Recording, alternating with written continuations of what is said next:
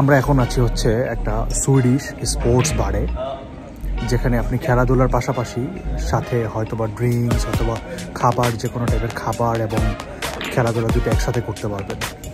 সে হচ্ছে আমার পিছনে দেখতে পাচ্ছেন বিলিয়ার্ড বোর্ডগুলা। তো মোটামুটি উইকেন্ডগুলোতে সবসময়ই বিজি থাকে এটা।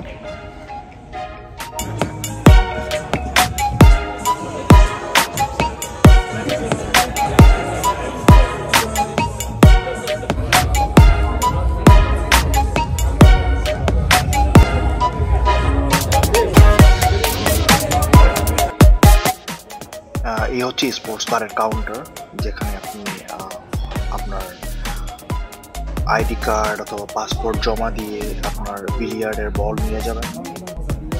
সো এই স্পোর্টস বারে আমরা ভিডিও করেছি তখন আসলে মোটামুটি ফাঁকা ছিল। রিজনটা হলো আমরা আসলে প্রাইভেসির কারণে মানুষের ভিডিও করা অ্যালাউ না। সো আমরা ভিডিও করার জন্য অনুমতি পেয়েছি যখন আর কি পুরা এই স্পোর্টস বারটা খালি হয়ে যায়। এ হচ্ছে বিভিন্ন প্রাইজ দেখতে পাচ্ছেন। তো এখানে বিভিন্ন রকমের টুর্নামেন্ট আয়োজন করা হয়, সেই টুর্নামেন্টের প্রাইজ এগুলো। তো মজার ব্যাপার হচ্ছে এই স্পোর্টস বারে আপনার আওয়ারলি বেসিস আসলে ওরা এখানে খেলার অনুমতি দেয়। আপনি আপনার আইডি কার্ড বা পাসপোর্ট জমা দিয়ে খেলতে পারবেন, যতক্ষণ মন চায় ততক্ষণ খেলবেন। তো তারপর আওয়ারলি আপনার রেটটা করা হয়।